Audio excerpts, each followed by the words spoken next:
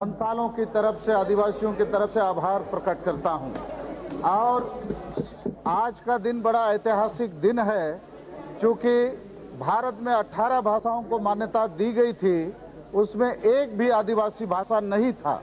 आज पहला दिन है कि बोडो भाषा और संताली भाषा के रूप में 2 आदिवासी भाषाओं को मान्यता मिल रही है। और इसकी मान्यता से आदिवासियों के बीच में शिक्षा का प्रचार और उनके बीच जो ड्रॉप आउट रेट है, ये सब खत्म होगा।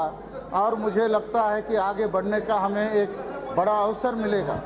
और हम लोगों ने हाल में भारत के राष्ट्रपति और विरोधी दल के नेता को भी मिला, और मैं इस पार्लियामेंट को बहुत धन्यवाद देना चाहता हूं। संताली में 2 शब्द बोलकर कि तेहें भारत रिन संताल से खोज नोआ पार्लियामेंट, नोआ सरकार, अडिग गुण मनाव सरहाव और जोहार।